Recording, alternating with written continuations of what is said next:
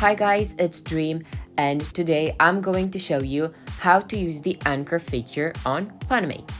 So I already added my picture here. Clicking on it and clicking keyframe, transform, and scrolling down, at the bottom you can see anchor. Now what anchor really is, it's the position from where your photo is rotating, scaling, or positioning. For now, you can see the red dot in the middle of the photo, which acts as the anchor. So if I scale the photo down or rotate it, you can see it rotates from that middle point.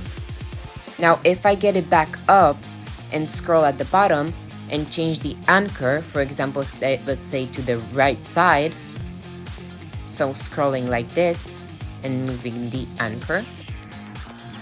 Now positioning it back into the frame, just like this.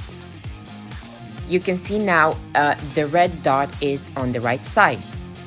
Now if I rotate it now, you can see the picture is rotating from the right side.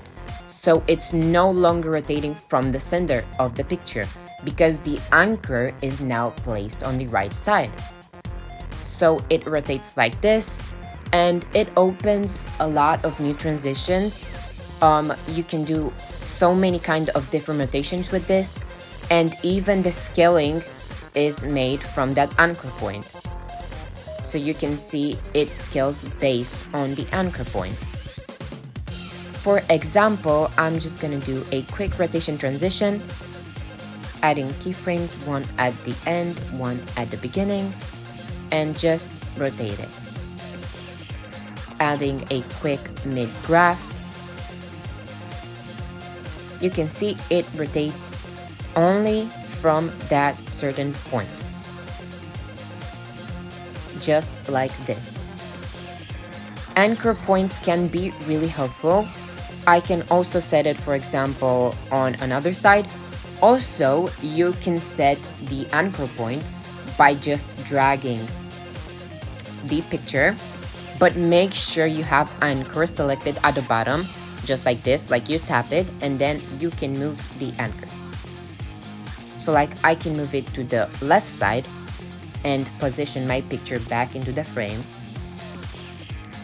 And now it will rotate from the left side. So this is all with anchor points. They're really easy to use and they will unlock a lot of new transition for you to make.